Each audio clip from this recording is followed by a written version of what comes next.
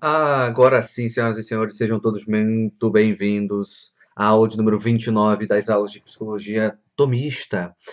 Hoje chegamos aqui na aula 29 e o tema, como aparece aí na tela para vocês, é o relativismo na psicologia e na psicopatologia contemporânea, certo? É um texto do professor Martim Etchevarria, que a gente já falou tantas vezes dele aqui, vários textos, e que a gente pode falar com total certeza que nós estamos falando do principal psicólogo tomista da atualidade. Mas antes da gente começar o nosso caminho de hoje, recadinho de sempre, né? Se você ainda não está no meu grupo do Telegram, entre no grupo, está o link aqui na descrição deste vídeo. Por quê? Porque as aulas ficam disponíveis lá por mais tempo. Aqui no YouTube fica 24 horas, aí de repente você quer reassistir, você não vai conseguir. Então, entra no grupo do Telegram, gratuito, não tem bate-papo, é só ficar jogando os links lá para você poder assistir. E peço que entre rápido, porque as aulas todas não ficam disponíveis lá. Então, fica durante um tempo maior. Então, aproveita para poder assistir e assistir as antigas. Deve ter, acho que desde a 20ª aula, deve ter lá, de repente, um pouquinho antes. Enfim, tem bastante aula lá ainda, tá bom? Outra coisa é a sua participação aqui. Comente, curta, compartilhe, tire print, jogue lá no Instagram, enfim. Fique à vontade, é sempre bem-vindo a sua participação. Eu leio, eu curto, eu comento, se for necessário, os comentários de vocês. Enfim, estamos juntos aí, tá bom? Então, vamos lá. Vamos lá para começar o nosso texto. O professor Tivaria, ele divide esse texto em algumas partes e a gente vai caminhando aí em cada uma dessas partes, tá bom? A primeira parte desse texto começa falando do relativismo na psicologia. Então, ele vai falar que as bases teóricas da psicologia contemporânea, ao menos em suas escolas e autores mais divulgados, ele vai falar que sofrem de muitos defeitos teóricos, né? E que isso é algo bem conhecido, certo? Então, elas são acusadas com frequência, né, de um reducionismo, de um determinismo, né, principalmente dentro desse campo da psicoterapia, né? E o Frankl, né, por exemplo, é um autor que critica, né? Ele critica o reducionismo, ele critica o determinismo nesse campo da psicoterapia, o cientificismo, materialismo, naturalismo, etc. Certo? Então, a gente vê vários problemas. Só que o Echevarria ele vai se concentrar nesse texto no relativismo, ok? Como a gente está vendo aqui, naturalismo, determinismo, enfim. Né? Mas a gente vai falar sobre esse relativismo, ok?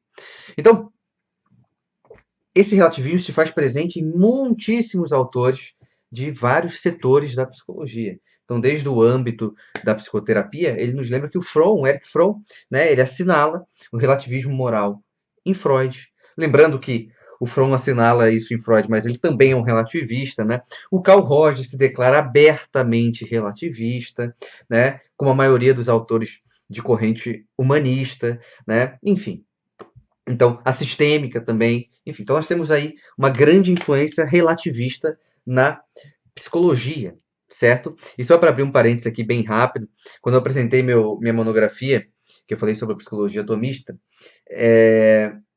na minha banca tinha uma rogeriana, uma professora querida, né, muito gente boa, e quando eu acabei de fazer minha apresentação, e tem lá aquele espécie de feedback ali dos professores, ela foi a primeira, e E ela falou uma frase que é classicamente relativista e uma boa rogeriana, né? Ela falou assim, olha, se a verdade... Ela falou exatamente isso, tá? Ela adorou o meu trabalho, tá? Ela adorou o meu trabalho. Mas ela falou assim, se a verdade é relativa, isso que o Rafael está apresentando também é verdade, né? Então, olha que coisa, né? O comentário dela serviu para mim, mas você vê o quanto que esse relativismo ele vai, né, meio que abraçando tudo, né? Enfim, então, o Echevarria, ele continua falando que até na psicologia da personalidade e na psicologia social, né, entra um relativismo cultural, né, que ele chama aqui ele usa um termo para isso, né, que é o culturalismo, certo? Então, um âmbito particular no que o relativismo é característico da cultura dominante tem influenciado de uma forma muito notável, né? E tem sido a teoria psicopatológica. Olha como é que o relativismo está vindo para essa área. Enfim, já está nessa área, né? Especialmente no que se refere aos conceitos de normalidade e anormalidade. Então, nesta esfera, né, essa esfera da psicopatologia, né, está dedicada a esta comunicação que não pretende, né, digamos assim, tenta, né? É claro que se a gente pegar um DSM, a gente vai ver algumas coisas que são bem categóricas ali, mas você vê que há uma movimentação, o Tio Varia vai falar disso daqui a pouco, há uma movimentação meio que querendo relativizar absolutamente tudo ali, né? E é claro que isso vai gerar problemas, assim como uma psicoterapia relativista gera problemas para aquele paciente, né? Porque, como diz a psicóloga Zelmira Seligman, ela fala que todo paciente entra no consultório querendo a verdade. Se nós estamos falando de uma psicoterapia e um psicólogo relativista, esse paciente vai ficar absolutamente frustrado. Lembrando que esse texto de Echevarria, ele não é um estudo exaustivo, né? Se vocês pararem para perceber, todo o conteúdo que eu trago aqui daria ele por si só um curso, né? Mas, obviamente, não é a intenção, nem a minha intenção e nem a intenção dos autores que fizeram cada um daqueles textos. A ideia é dar uma pincelada aqui acerca desta problemática do relativismo, tá? Então, é engraçado quando a gente fala do relativismo, né? Tudo é relativo, essa frase é relativa, essa frase é verdadeira, não é isso? Então, a gente encontra nesse meio do relativismo a substituição do verdadeiro absoluto por outros absolutos, né? Ou seja, quando vão falar que não existe verdade absoluta, o que eles estão atacando é uma única verdade, ok? Eles estão atacando uma verdade específica. Vocês sabem que verdade é essa, né? Então, quando eles atacam essa, eles vão colocar outras, certo? Então, essa questão relativa muito aberta, na verdade, é uma falácia, uma narrativa para se tornar mais agradável aos ouvidos desavisados e ignorantes também, né? Então a gente vai lembrando, né, que quando aparece essa frase na tela, né, então por trás de todo relativismo vai ter isso aí, certo? Então podemos colocar aqui, generalizando, se vocês me permitem, né, que todo relativista é, em algum grau, um ditador. Entende o ponto? Não falo isso com alegria, né? Eu acho que isso não é uma coisa feliz, mas é uma realidade, né? Que vai acontecendo. E a gente vê isso quando a gente conhece experiências de consultório de algumas pessoas que tiveram, enfim, problemas que acontecem, é isso, né? A pessoa ela quer uma linha, ela quer seguir de repente uma linha moral e aquele profissional não deixa, né? Certo? Então, como a liberdade do homem, né? A gente pode falar que os mecanismos de evolução da matéria, o mundo material como um todo fechado e autoexplicativo, é meio que substituído por uma espécie de metamorfose ambulante, certo? Então, é, é um ponto que a gente vê essa guerra acontecendo, né? Mas o Tivari vai falar uma coisa interessante, que ele vai falar que ao mesmo tempo que existem esses esforços aí, né, apesar dessas declarações relativistas que tantos autores podem dar, ele fala que a psicopatologia tem uma enorme dificuldade para se desprender do conceito de desordem referida a uma ordem natural. E é isso que ele vai tentar mostrar.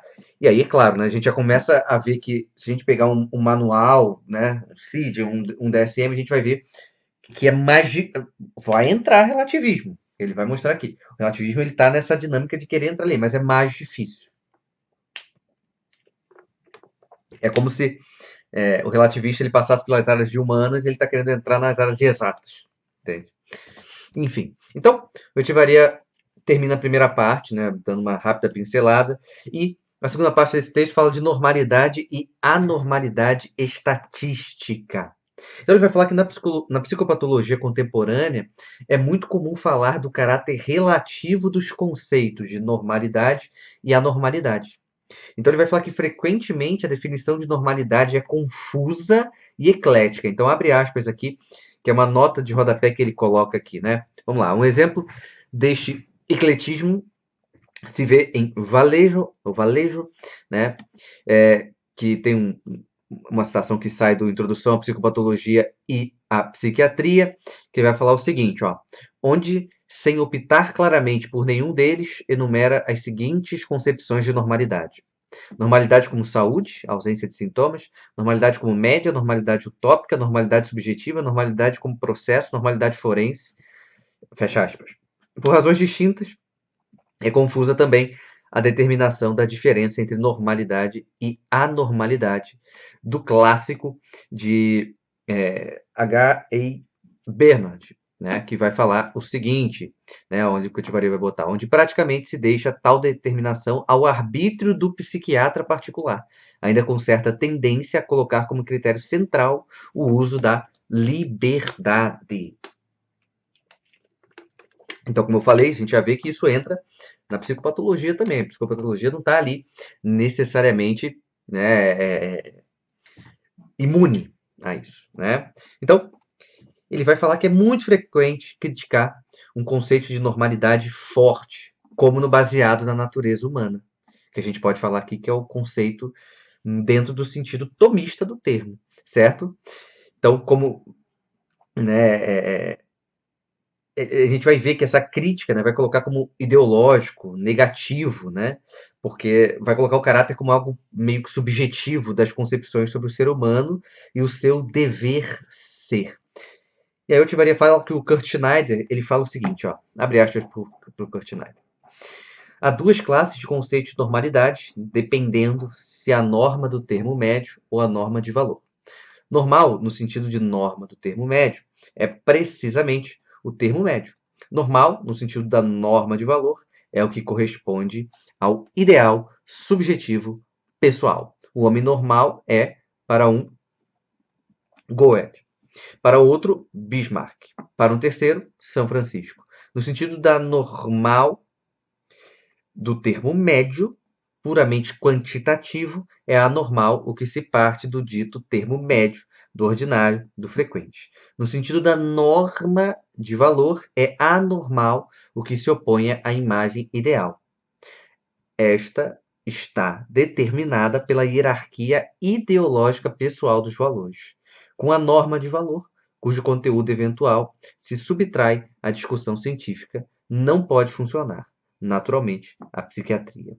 Nós nos atemos, por isso, à norma do termo médio. Você vai vendo que é um certo carnaval, né? Eu fico imaginando uma pessoa de boa intenção, profissional, pode ficar muito confuso, né? Na verdade, fica muito confuso, né? O que é normal, né? E aí ele acaba ser um relativista que vai escolher uma verdade absoluta, né? Vira o grande problema, né? Eu Tivari vai falar que essas palavras do Kurt Schneider ali supõem a aceitação tácita da impossibilidade de uma valoração que penetra a realidade das coisas, além do pressuposto cientificista latente, segundo o qual uma ciência não pode trabalhar a partir de princípios que ela mesma não se dê. E a Echevarria vai falar que suas conclusões são muito fortes, né? Então, a partir dessa anormalidade média, é o santo ou o grande poeta como o criminoso sem coração. Todos os três estão fora do meio termo das boas personalidades, né? Então, que consequências práticas isso vai ter? Então, a psiquiatria e a psicoterapia são disciplinas práticas e técnicas. Haveria, então, ele nos questiona, né, de adequar, por exemplo, Madre Teresa de Calcutá ao modo de ser burguês médio de Nova York ou de Londres, certo? Ou seja, o que a gente percebe aqui logo de cara, meus amigos? Que não há uma normalidade que transpassa o tempo, que transpassa a vida. Quando eu falo a vida, é o seguinte: o homem bom do século I, quando a gente pensa numa dinâmica ordenada da coisa, o homem bom do século I vai ser parecido ou extremamente igual um homem bom no século XXI. Isso é um caminhar ordenado quando a gente fala de bem, quando a gente fala de uma verdade, quando a gente fala do movimento sem ser relativista. Mas quando vem a dinâmica relativista, como eu falei, sai uma verdade para entrar outras verdades para substituir aquela verdade que a gente sabe qual é. E aí quando a Tivaria questiona, né? Então, vamos ter que adequar a Madre Teresa como se fosse um cidadão médio de Nova York, porque ela não é uma boa pessoa, ela não é uma boa personalidade, entende? A gente muitas vezes é formado, muitas vezes não, né? A gente é formado acreditando que não tem como ter essa normalidade que me conecta ao apóstolo do século I. Que não tem como me conectar. Quando eu falo conexão, eu digo assim, onde eu busco ser bom, e à medida que eu faço esses atos bons, busco ser uma pessoa boa, isso me assemelha a, de repente, um cidadão da Idade Média. Não.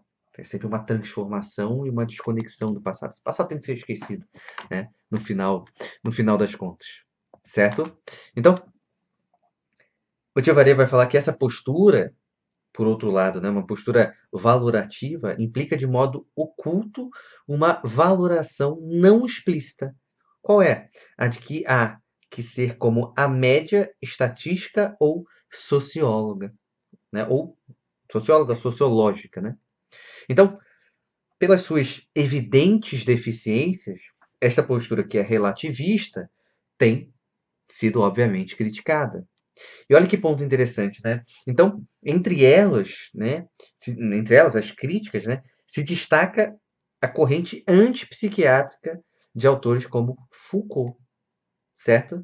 Que partindo desta origem social do conceito de anormalidade, o convertem puramente relativo. Ou seja, olha como é que vai vindo crítica de todos os lados. A gente não está endeusando Foucault, assim como não endeusamos o Erich Fromm lá no início, né?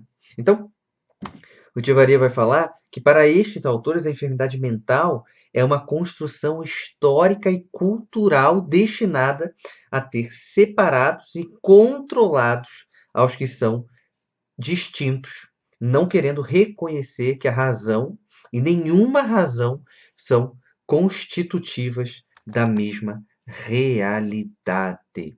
Então, nessa perspectiva, ele vai falar: o enfermo não são os indivíduos, senão as sociedades e culturas.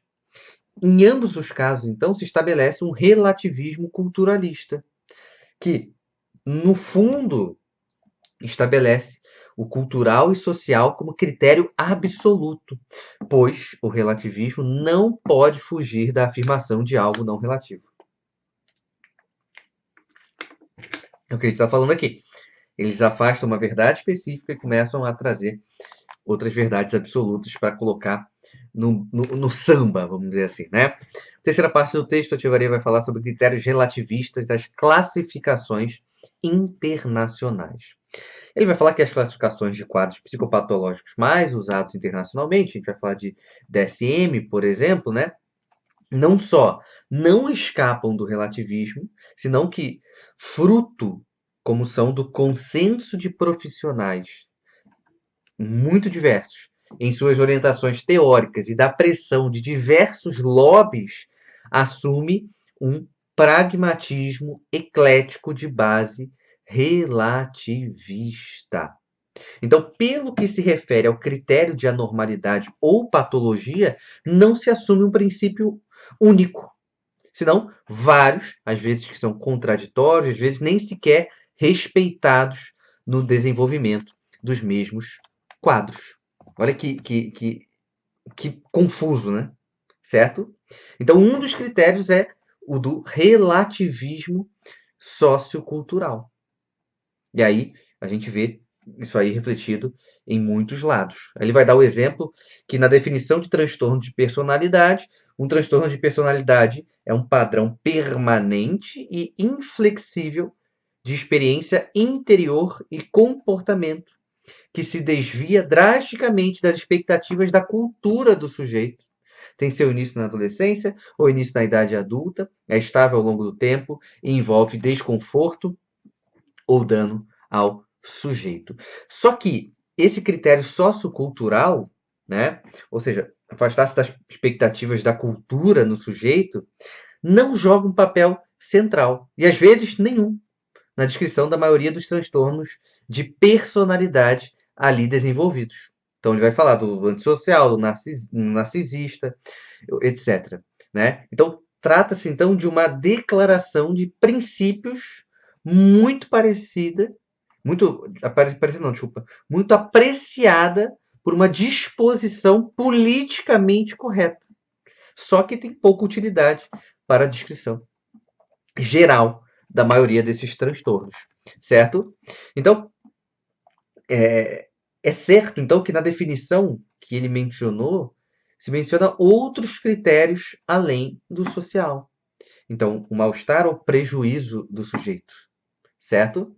Então, ele vai falar que o primeiro destes é o que se costuma chamar de egodistonia, que a desordem que estas classificações só consideram como psicopatológicas ou simplesmente transtornos, e só se a pessoa se sente mal com eles. Se a pessoa não se sente mal, ele tá normal. Certo? Então, quando ele traz aqui até a ideia, né, dos lobbies e tudo mais, essas pressões, né? Não vou entrar no mérito de quais pressões sejam, mas vocês sabem quais são, né? Então, antes algo que era necessariamente uma dinâmica de transtorno, depois passa a virar uma normalidade. Ou seja, você está pegando uma espécie de manual, né? E você vê que ele já está infiltrado de relativismo. É difícil, né? É complicado, certo? Então, você vai vendo que vai tendo essa influência, né? A entrada do termo gênero, etc, etc, etc. Certo? Então, né, isso acaba, obviamente, atrapalhando. Obviamente, isso tem uma preocupação que não é mais humana, mas simplesmente uma preocupação que é narrativa. Certo? Ou seja, as pessoas vão ficar dentro de conceitos obscuros, certo? E ali eles vão começar a julgar as coisas a partir desses critérios, né? Enfim, vamos avançando, né? 4 é a concepção dimensional da enfermidade. Ele vai falar que é frequente na terminologia a terminologia psicopatológica atual distinguir entre uma perspectiva categorial e outra dimensional.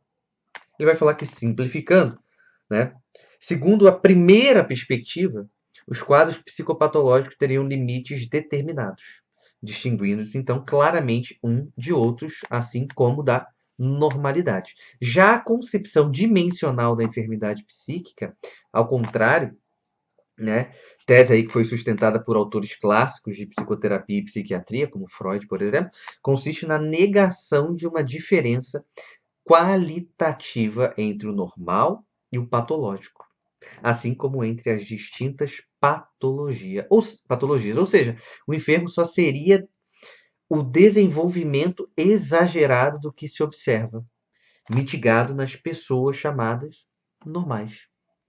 Por exemplo, né, ele vai botar, né, em autores como Freud, parece que o normal é uma rara variante do anormal, que aparece em maior medida ou mesmo uma pura utopia. Então, deste modo, normalidade e anormalidade só se distinguiriam quantitativamente, como graus de um contínuo cuja separação não se pode estabelecer com segurança. Então, este é um dos motivos, embora não seja o único, nos motivaria, pelo que se diz da tendência de expressar categorias médicas, né, digamos assim, tentando eliminar ali, né, problemas morais e de caráter, certo? Que por si mesmo não seriam ali enfermidades. Então, deste modo, o tímido tem uma fobia social, o imaturo tem a síndrome de Peter Pan, o teimoso é obsessivo, etc, etc, etc. Certo? É claro que, como eu falei no início, isso não é um objetivo do texto, né, porque não é objetivo do autor também, né? Ele não quer tomar partido pela concepção categorial, ou seja, ele não está fazendo um estudo aprofundado, certo? Porque ambas as posturas padecem de defeitos epistemológicos, certo? Então, que quando ele vai comparar com o tomismo, enfim, há uma diferença bruta muitas das vezes, né?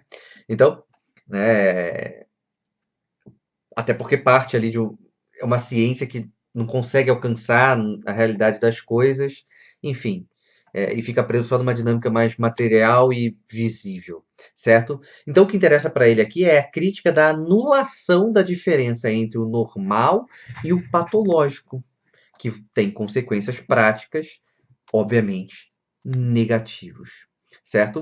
Ele vai falar, inclusive, que tem um psicólogo belga chamado J. Nutin, tá? Nutin com dois T's, né? E N, que sustenta que a confusão entre o patológico e o normal é uma tendência contra a qual se poderia precaver suficientemente a todos quanto estudam a psicologia profunda como a finalidade de ação social no meio dos homens normais. Então, a teoria vai falar que, embora se possa duvidar que existam homens que são completamente normais em todos os seus aspectos, não há dúvida de que o normal e o patológico são diferentes, certo?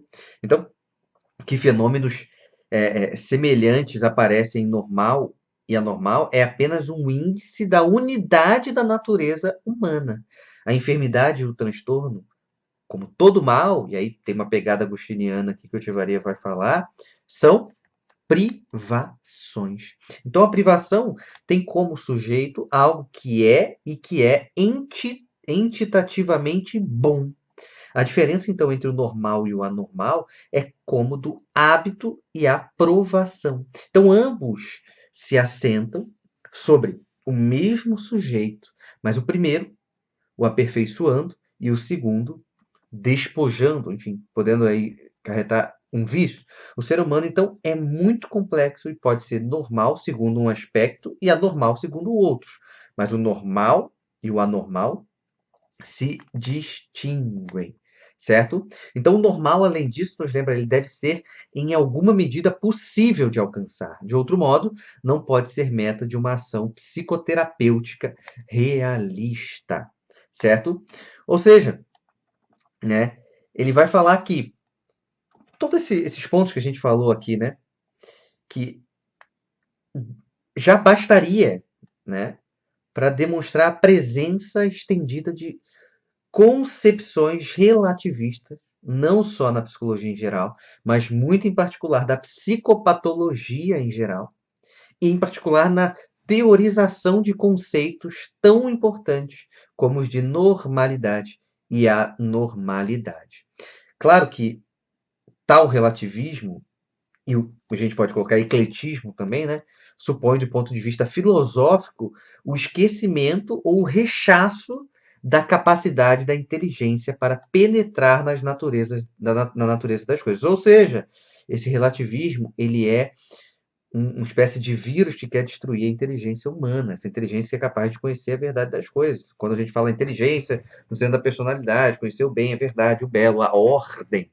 Ou seja, esse relativismo e ecletismo quer matar isso. E é claro que isso é, obviamente, um mal. Né? Não é à toa que o Echevarria vai falar no final do texto que perdida a natureza como ponto de referência, sob a possibilidade de fundamentar os conceitos de normalidade e anormalidade em uma espécie de norma. Né? Essa norma, por sua vez, objetiva, né?